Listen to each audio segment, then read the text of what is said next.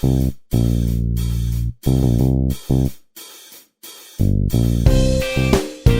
to another Good Eye Podcast. My name's Jay Smack. Today we talk cycling, which is right in my zone, in my wheelhouse, if you will. I'm a big cycling enthusiast, and I like to use those powers for good, not just physical and mental health, but charity rides and good causes, raising money for things like the Multiple Sclerosis Society, the Brain Health Awareness Society, and also the Forward Foundation, which Trey and I touch on. It's an event that I've helped organize the last few years, and it is the Go Forward Together ride coming up in October. We touch on that at the end of this episode, because this will be the second, I think, the second official year out of 4 that we've done the Go Forward Together ride that RABA has been involved in and helped promote, or is helping to promote. And Trey is the president of RABA, the Richmond Area Bicycling Association. So we get into that and what brought him to cycling and some other stuff he's into, his pursuits, and this crazy nutty ride he just did that's 160 plus miles. He was shooting for 140. He did over 160 in one day. So it's just kind of the thing. My brother and I were talking about this recently, how cycling is one of those few sports, and there are several, but one of those few sports where the term suffering comes up a lot. It's embedded in the sport. I'm not sure if that's a good thing or a bad thing, but it definitely gets you thinking and gets you in touch with yourself. So here's my conversation with Trey Dunnaville on the Good Eye Podcast. And welcome to another Good Eye Podcast. My name's Jay Smack, and this is essentially a platform for positivity. And positivity is definitely a word that can be applied to my guest for today, Trey Dunnaville. Trey is currently, and correct me if I get this wrong, Trey, president of RABA? Is that the official? That is the official title, president of RABA. Yes, and you say RABA, right? Because I hear some people say RABA, RABA. I say RABA, and yes, there is some debate against, is it RABA? Is it RABA? But I generally hear RABA. As long as we all know what we're talking about, I think we're good. Yeah, that's fine. Well, cool, man. You had said before we started recording, you checked out some of the other Good Eye Podcast episodes, and essentially all we're doing here is shining a light on people who are engaged in their community, doing positive things. It's good energy. That's all we're trying to do, is have a platform for positivity. And as a cycling enthusiast, I am. You definitely are. When I got back into cycling, and for me it was in college, it absolutely changed my life. I was probably, like a lot of us, grew up riding bikes. Maybe it was BMX, maybe some mini bikes in there, maybe some road cycling. But when I got back into bikes, it absolutely changed my life, and I'm looking for some reflection from you. It allowed me to have fun, engage with my friends, do the whole mental thing, because physical exercise is mental exercise as well. Yeah. I'm curious how you got into cycling, and then we'll hear a little bit more about you as it relates to your journey in RABA. And of course, I want to talk about this ride you did last weekend that you do every year. But how'd you get into cycling? So I, back in 2015, 2016, I had this like store-bought bike from Kohl's that I used to ride around the city every so often when I lived in Churchill. And a friend of mine invited me to go ride out on the Capitol Trail, as everyone's super familiar, and was just inspired by having I'd not ridden on a dedicated bike path before. And so riding and, 5, 10, 50 miles essentially without stopping. And, you see the city drop away. And so we did like a 10-mile ride out into the Capitol Trail and 10 miles back. And I was like, this is amazing. I didn't even know it existed until like a week before. And that was fall of 2016 that I went out on this ride. And so from there, I was like, I want to ride the whole Capitol Trail. Like, this is amazing. So I put in plans the months following that, from fall of 2016 until January of 2017. Like, I'm going to ride the trail. I'm going to learn about cycling. I'm going to read up on cycling. And so I did. I learned a bunch about training. I started hitting the gym and riding on the bike. And I went from couch potato to like riding on the bike regularly indoors at the gym. And then 2017, I got a bike, finally went out and started doing some rides on my own. And I was not prepared to do the Capitol Trail, the whole thing, in the goal I was trying to do it. Like, it was unrealistic. But that's how I got into it, was, got the chance to ride on the Capitol Trail. absolutely loved the experience. And from there, started meeting people. But like that's where it started, just like, learning about the Capitol Trail at first.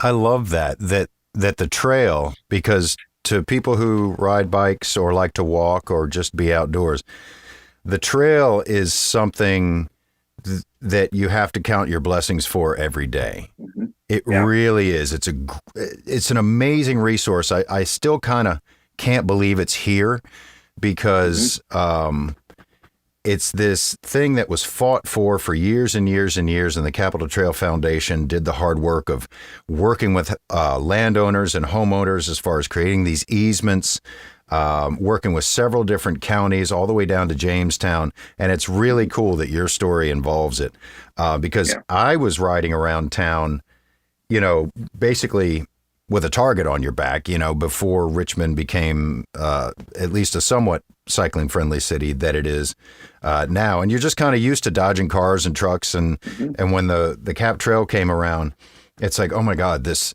safe, isolated resource, and and the pavement is so nice. So that's really cool. And, your story reminds me, do you know Chris Thorpe?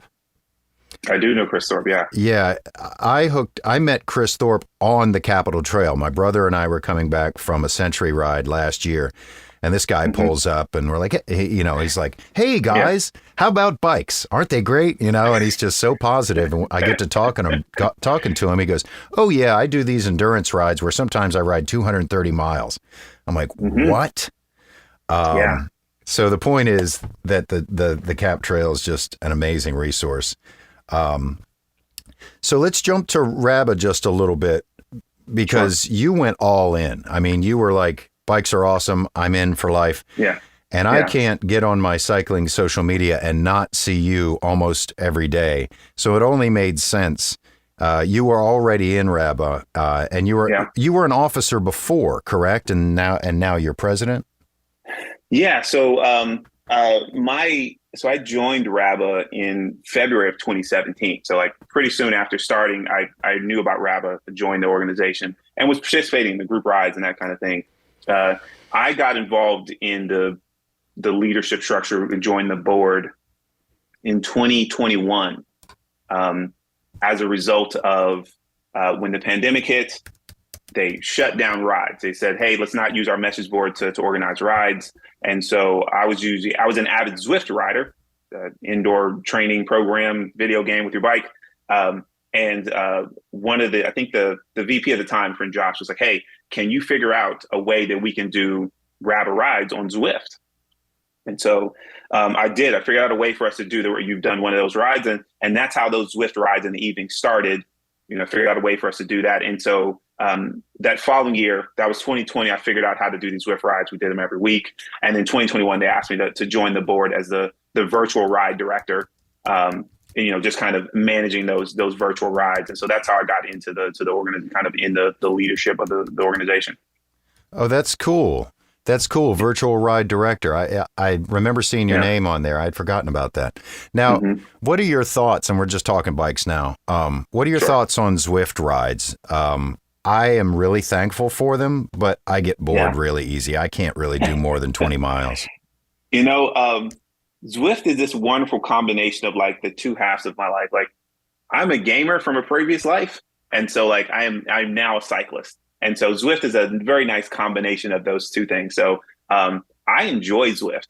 I get involved in the scenery and that kind of thing, but it's still riding indoors. So I completely understand why people don't like it, just absolutely hate that experience. I enjoy it. I enjoy that, I can do a short ride. I can get on and go kind of ride with some people, for 30 minutes, an hour. Or if I want to climb a mountain, I can simulate climbing a mountain and get that trained at that difficulty. Or even race people. If I want to push myself and race against people, I could do so any time of the day, 2 a.m. if I so want to. And so I enjoy that access that being able to, that interactivity that Zwift kind of provides, as opposed to just pedaling indoors and staring at the wall. Yeah, I agree. No, it was a game changer for me, and getting the virtual trainer. And for people who may not be familiar, Zwift is a virtual platform. It's, to your point, it's essentially a video game. You get on, and the program speaks to your trainer and it simulates elevation by increasing resistance. You can actually change the resistance in Zwift to make it harder or easier. And you literally hook up inside the platform with people from all over the world. It's fascinating. Mm-hmm.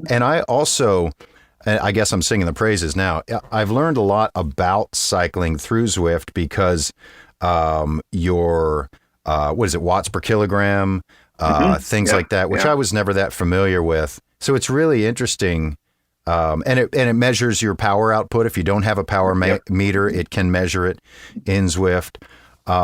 Do you have some go-to rides or some go-to work? I find that I do. I find courses and rides and workouts that I enjoy. Do you have that too? So, strangely enough, to go, I can do a cycling. Well, I can't. It's hard for me to do a cycling workout on Zwift, and I've only recently done a few of the cycling, the structured workouts. Do this kind of effort for this time.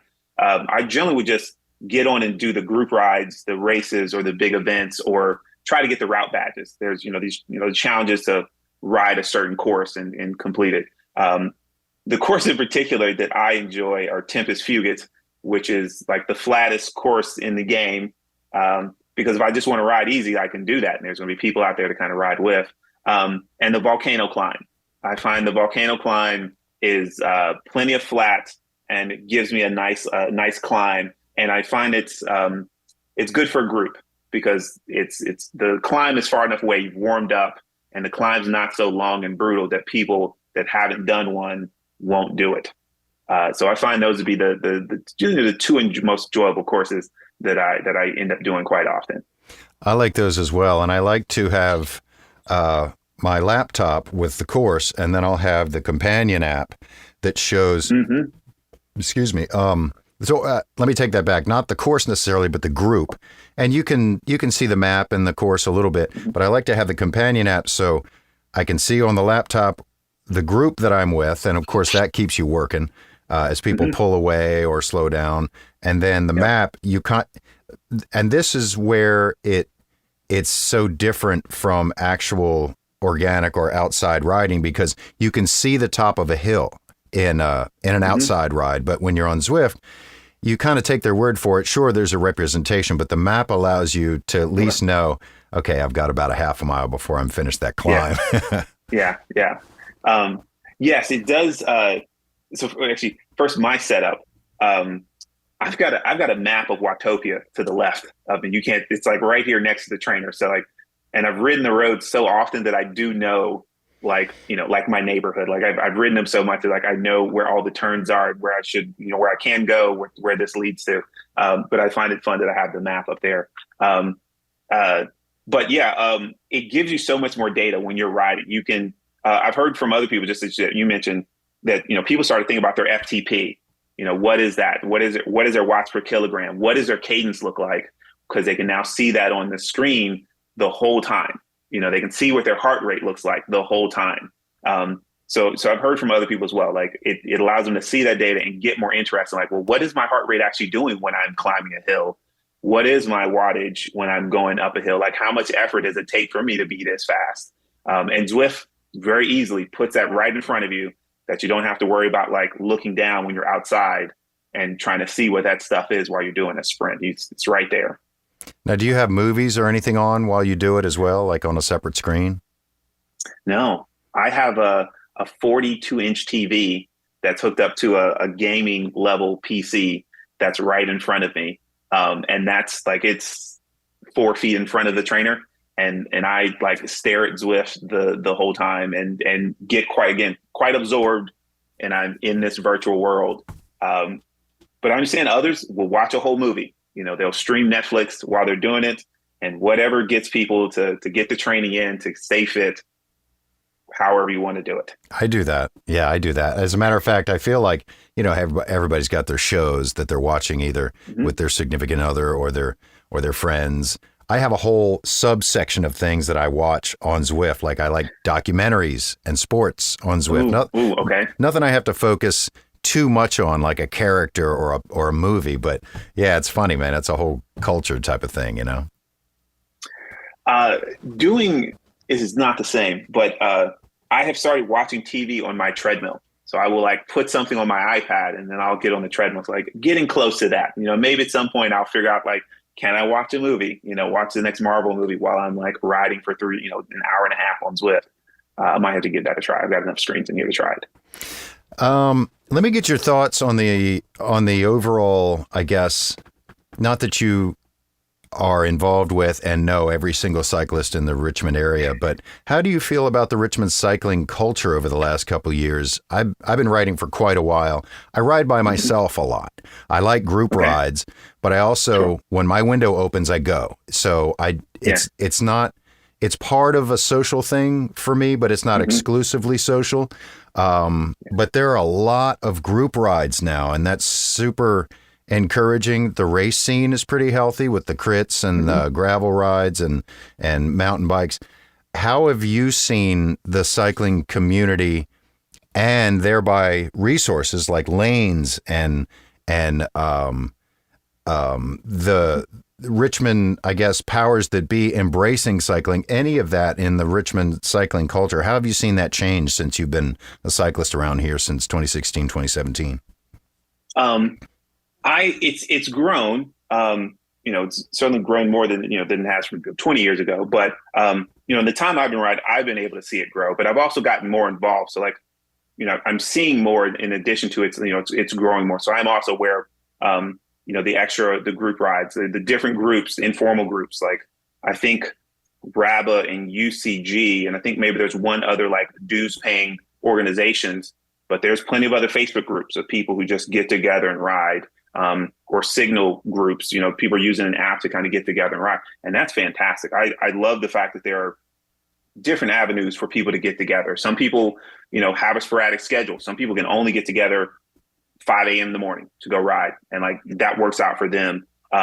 Or they've only got like Monday evening. So there's a Bike Monday Bros, a super, very casual ride that get together then. And so I'm super pleased to see all these groups kind of form. And that RABA's not having to man everything. RABA does not need to be everything to everyone. We're certainly not mostly a mountain biking group. We're mostly road bikers. So seeing that growth of just the different groups has been fantastic. I'm super happy when I get to join them sometimes. Like I know about a few groups I haven't ridden with, but I do enjoy the chance to go ride with those other groups so I can see what they're like. So I can talk about them rather with other people who are looking for people to ride with. And so, unfortunately, I do think it may be getting a little unsafe, just a little bit more. I'm hearing a little bit more about, accidents happening or people being hit with cars or just unsafe situations. And I think that's happening a little bit more. Certainly hearing about it a little bit more than when I started in 2017, which is unfortunate. But there's also more of us out there. It's one side effect of the pandemic is that a lot of people got bicycles. So there are more people out riding with groups than casually and solo rides as you are. So, glad to see more people out riding. There's more groups. Just glad to see it in general. Yeah, those are good points. And Richmond is growing as well. We're talking to the world, I guess, for anybody who's not from Richmond, Virginia. And a city like New York, which is massive and has so many more cyclists, but also has much more infrastructure. Now that said, there's also the dark side of the cycling world where people in cars resent you being on the road. Sometimes they resent that you're in the way. And that opens up a whole Pandora's box of like strict adherence to the law. Should you slow roll through a light if you're in the way? Like if you're blocking someone trying to take a right turn in their car, I'm in the way. I realize it. I don't want to foster ill will. There's a whole gray area out there. And it's really ironic that, cycling as a form of environmentally friendly and good exercise and mental exercise, form of exercise, is still caught up in, because we all have to share the same roads. And it takes awareness and a little bit of patience, even from the cycling perspective, when it comes to people in cars who are getting impatient. You want to yell back or flip the bird, but that's not gaining any fans. which brings me to Brantley Tyndall and Bike Walk RVA. Are you involved in any other groups around town other than RABA, the Richmond Area Bicycling Association? I've participated in the might be mad at this, the Bike Walk RVA Champion Academy. And so where we learned about the hard work that it goes into creating cycling and pedestrian infrastructure, from the planning of it to speaking with representatives to actually seeing it come together, the grassroots thing. So there's a bit of a training program that happens. This is the 10th year. And so I got to participate in that so that we could all learn and be better advocates ourselves. But I'm not in any way in the leadership structure or anything of Bike Walk RV. I certainly support that organization, in any way that I can, and certainly offer RABA's resources to them if I can. I think I saw that you had gone through that. I think you announced that you had gone through the program. That's really cool. I want to get Brantley on here as well. Which is a great lead in because he did the Trans Am a couple years ago across America and did quite well. And you did your long ride that you do every year. How did that start? And I think you were going to shoot for 140 and you ended up doing 164. Is that right? 164 miles in one 164, ride. One go. Tell us about that a little bit. So, I think it started, me and some friends would ride the Capitol Trail in Verina a couple years ago quite often. And I think one of those days we rode all the way down the Capitol Trail from Richmond to Colonial Williamsburg. And then by the time we got back, we had like 120 miles. And I was still alive. I wasn't like toast. I was like, okay, that was challenging. But like I survived, like, oh, okay. I could go like 100. Like the road doesn't stop when you get to, a century ride. Like you can keep going a little further. And so I was interested in that idea of just riding a little bit further, and I knew of others, Brantley, his Trans Am ride, and others who've done these really colossal rides. And so, I put some plans together, and that following year, I was like, I'm going to ride a little further. I'm going to ride past 120 and did 135 on a really hot day and was really sore afterwards because I think the whole ride I did solo. And then last year I did 152, and that was like I joined the CBC ride first, the Saturday CBC ride, did that ride, and just like the plan it was just to go far, and I wasn't sure, so I didn't want to set a goal I had to accomplish. It was just I want to go further, and so by the time I got home, it was 152 miles, but it was so dark, like I had to go home, like I didn't have any lights, and so this year was exceed 152. And so I thought, let me invite some folks from RABA to join me. I get a draft as long as I can. And so I did. I invited the whole club. I let them know what route I was going to do. And I rode to the start. So that's how I ended up with the 100. I rode to the start of the ride, did the 143 that was planned, that I kind of offered other people to join me on, and was going to do further. I was on my way back. I got back to Stone Brewery, had 153 miles, which was enough that like I've done, more. And I was going to do more, but some friends had texted me about, hey, Trey, like there's storms coming, like be careful. And so I was like, okay, cool. I will, if I ride home, I will break the record. So like my personal record. And so I biked back home, and I could have stayed out a little bit longer, but I didn't want to get rained on in the dark. So 164 is where the marker is now. So hopefully next year the plan is to try to exceed that next year, also with the most daylight possible. Man, you should maybe turn it into some sort of fundraiser for RABA or something, give what you can. I'll be out here, that whole thing. If I have thought, and I'll reveal it now, but I thought about that on my way back because, you have all kinds to think about when you're riding for 13 hours. I was on my way back. Like, okay, I know how I feel now. I could probably do further with more time, more planning, a leveler route. And so I thought about that. Like if I'm going to do this ride and maybe if it garners some attention, why not allow it to do some good? Mm-hmm. So hopefully I can do that next year. That would be fantastic if I could find some way to do some material good with the fact that I'm riding my bike for a super long time and people are noticing that I'm doing it. But I've got a whole year to figure that out. I like how you invited people out, and I guess this has happened before, to come do parts of the ride. They jump on, they jump off. That's got to be interesting, and it's got to keep you motivated during the ride when different people kind of come and go. Yeah, it's one, I've quite often done a ride where someone's like, oh, I'm not going to do that. I don't have time to do that whole distance. So I'm quite aware of that. So anytime I have a ride, I generally say, like, come join me for 5 miles. And I've had people join me for like 5 miles of a ride, and that's completely fine. Glad to have them there. In this case, it was both. That would be nice to have the company, and it will make this easier. If I have people in front of me for 75 miles, I had people with me to some degree. So that made that whole section much easier. So I enjoy having people come out and do a part of a ride, all of a ride, whatever they can. I like the company. How do you pace yourself? Because obviously that's a big part of it, making sure you have plenty of electrolytes, drinks, nutrition, all that stuff. Do you have a wattage goal, a cadence goal, any of that? There was no wattage goal. There was definitely a lot of riding by feel. The supplies I had with me were 2 Cliff Bars, 2 peanut butter Cliff Bars, and 2 Cliff Block, the gel blocks. I had two of each in both leg. I had leg pockets. And so that's where my snacks were at.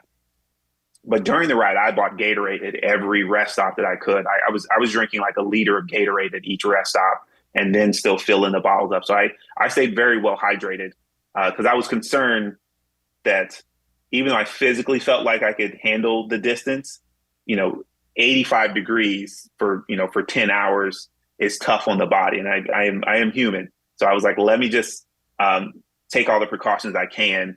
And when I started getting concerned, that's when I started doing the live stream. So when I was out doing the live videos, was also like, let me just let people know I'm actually okay while I'm still out here, and, kind of killing 2 birds with 1 stone. So that's why I was doing the live stream every, 10 or 15 miles once I was riding solo. But I thought about my speed, and I thought about how long do I have to ride. And so I kind of was like, okay, if I'm around 16, 17 miles an hour, I think I can handle that for a very long time. So that's what I focused on. Like, let me not go faster, even though the road's flat. I could go like, let me 16, 17. And I stayed at that speed unless there was an incline. And then I'd switch into the granny gear and like took it as easy as I could, because I was out there alone and anybody else to push me to monitor my speed. Yeah, you mentioned the Gatorade, that old practice of Tour de France riders taking getting a Coca-Cola during the ride. It's as much for that mental boost, that little treat, that good taste as anything else. And on a hot day like that, when you're doing that many miles, there's almost nothing that tastes better than a cold, regular lime or orange. Those are just my favorite Gatorade, and part of it's the sweetness and the satisfaction, It's amazing. At a certain point, I think by the second rest stop, I kind of programmed myself. I'm looking forward to that next Gatorade. Because I would think about it in not, I've got 90 more miles to go. I've got 15 to the next rest stop. Can I make 20 to the next rest stop? Can I make 10 to the next rest stop? And there's Gatorade waiting for me in a cooler, which I'm going to have the door open for a long time to make sure the cooler works. So yeah, I made the distance and tried to stay as hydrated and as cool as I could as long as possible. Pivoting just a little bit to some of the good work that RABA does, aside from the organized ride. I mean, I love getting those emails. Hey, we're doing this out at Charles City Courthouse, or we're going to do 20, we're going to do 40, we're going to do a breakfast ride. But some of the other good stuff that RABA does, I'm going to have you touch on. But one of the most amazing things that I've ever seen in the cycling community, now, of course, it was the product of an incredibly sad and tragic event, and that is the passing of Jonah Holland. Last year when she was struck on Osborne Turnpike and killed. She was with Natalie Rayner, and the cycling community came out in ways that were just so incredible and heartwarming. And, last year, all we were thinking about was Jonah and Jonah's family. But to look back a year later and see how the cycling community turned out, especially that memorial ride, the 20-mile memorial ride in silence. Yeah. That was incredible. Thoughts on that and some of the other stuff that RABA is doing as far as outreach? Yeah. The desire is that we would not have to do those things. Yeah. That everything would be great. We wouldn't have to do these, memorializing folks. But these things have happened. And we tried to honor them the best the way that we could. So, part of that effort was like, let's get together and celebrate life, celebrate, Natalie's still with us. Josh Silverman, Brantley Tyndall, they worked together among some other folks to put that first 20-mile ride together, just to say, like, let's just come out and just, like, show love to each other, and put that together pretty quickly. Mm-hmm. Like, as far as I know, they didn't have to pay for anything. They got to use the park for free. The police escort was also free. Like, there were some calls in Henrico County, and they were like, yep, we're going to support you guys. Like, we know it's a short notice. Like, this is terrible. Like, let's just make this happen. So, thankfully, that came together pretty quickly and had, massive support. As all of these, these rides to honor people that have passed, always have great support. And so, certainly RABA's come together to kind of help that. We haven't been the only organization to do that. I think Louis Ginter has also had a number mm-hmm. of things to honor Jonah, and what happened to Natalie. And so, we've certainly supported and kind of funneled people over there to say, hey, they're having something to honor them as well, like letting people know. RABA hasn't been the only one, but we've certainly been supportive of those initiatives. What are some other things that RABA does for outreach when it comes to community involvement?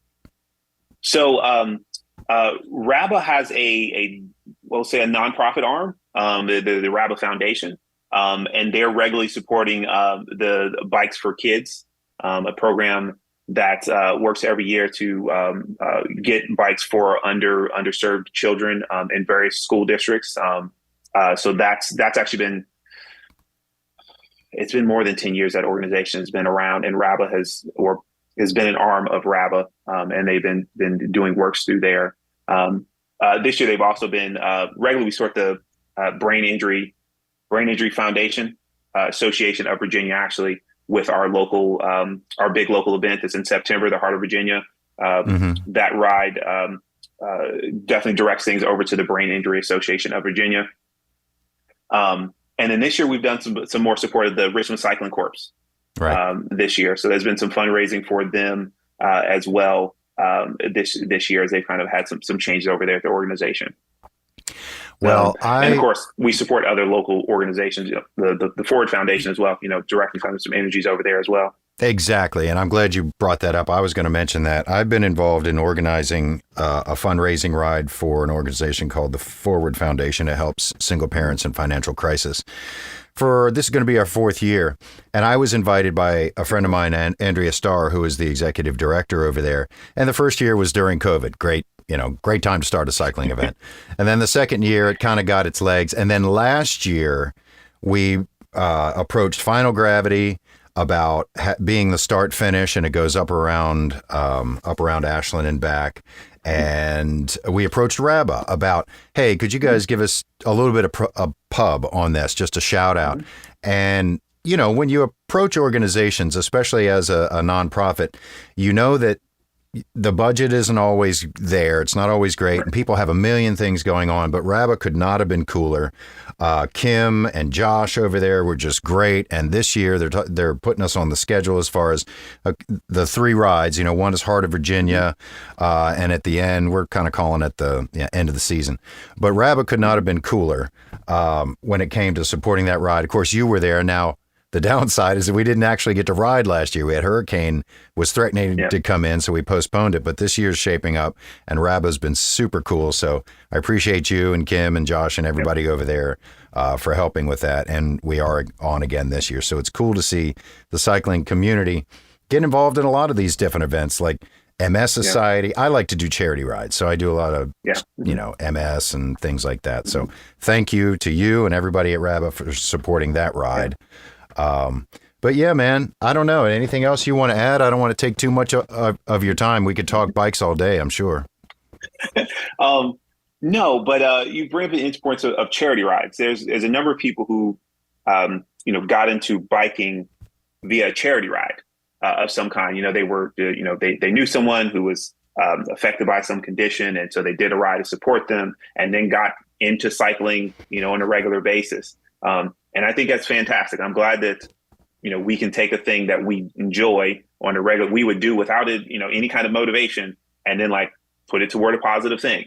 So, I personally don't mind. I enjoy the charity rides. I enjoy the pomp and circumstance of the big events. You show up and there's 50, 100, 200 people there all going to ride bikes. Like, who doesn't like having all their friends doing a thing that they enjoy together in mass? So I enjoy doing the charity rides, and I encourage others to, do a charity ride if you can. It's great. Money, you ride a bike and you're happy, money goes to a great cause. But I enjoy riding as well, just outdoors, indoors. I like being on the bike. Yeah. So as we speak, as we have this conversation, there are threatening thunderheads rolling out there. Are you going to ride outside? Or are you going to jump on Zwift this afternoon? I'll be on Zwift this afternoon. I actually thought our interview was at 6 p.m. And so I was like, oh, let me move my schedule. And so when I looked, I was like, okay, it's a little earlier in the day. I think I can do some Zwift. So the plan is, if I don't have some other responsibilities, to hop on Zwift, because that'll be the first time I've been on the bike since I did that ride this past Saturday. I've not even been on the bike. I had to give my posterior a rest, as I say in a nice way, for a couple of days, because that was intense. So. I'm glad you bring your posterior up, and I bet no one has ever uttered that phrase to you. And it's because when you talk to people who aren't avid cyclists, they go, oh my God, I could never do that. I'd have to have the biggest, softest saddle possible. And cyclists are like, no. You don't want that. The chafing is get a little inside, crazy. Yeah. Which was also interesting, because I remember riding like a bike, years prior, and like having a really cushy seat. And I was like, oh, this is great. But I didn't ride that far on the thing.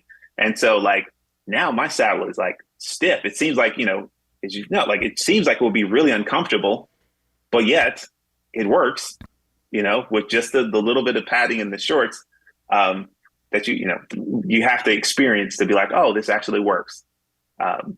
Exactly. But there's still some uncomfortable. Like there's still some like getting your rear used to being on a saddle. Like I try to tell people, like, there is some getting used to that. And for some people, it's just never a thing they really get comfortable with. But most do. Most, I think, have gotten used to being on the saddle in some kind of, with the right saddle, with the right shorts on. People have adjusted. Yeah. No, I totally agree. Word of advice to people thinking about getting into it: do not be led astray by the myth that softer is better. Surface area is not your friend. So we'll leave it there. And don't be afraid of chamois cream. It seems weird. Don't be afraid of the using the chamois cream, because it's better to have it on and find out you didn't need it than to be 20 miles out somewhere and wish you had put it on and you got 20 miles to get a chafe to go back home. Very, very true. Sage advice. I think we'll leave it here, although the floor is always open. Anything to add before I let you go to get your Zwift on? I appreciate the time to be on the show, man. This is fantastic. Glad you're doing what you're doing. And, just thank you for the time. Yeah, anytime, man. You're a friend of the show. Come back if you got something to plug or just talk bikes, and I'll see you on the road sometime soon, I'm sure. Okay, I'll see you there. Huge thanks to Trey Dunnaville for spending some time talking cycling and good stuff like that, including some of the events we were talking about, including the Forward Foundation Go Forward Together ride. You can find out more information about the Forward Foundation at forwardfoundationva.org. Go directly to the ride info at goforwardtogetherride.com. October 7th. Of this year. This will be the 4th annual. Please go and sign up. And there's a really cool after party as well. If you want to just get in on that, come on down to Final Gravity on October 7th. Go to the RABA website, raba.org, raba.org, for their calendar. Find out how to donate to them, get involved. You can join. You can do some group rides. It's a really good organization for people into getting outside and doing an activity that's good for your mind and your body. Once again, huge thanks to Trey. You can also find out more about the Good Eye Podcast at goodeyepodcast.com or directly to my website at jsmack.com. Thanks very much for listening. I appreciate your time, your attention, and intention, and talk to you next time here on the Good Eye Podcast.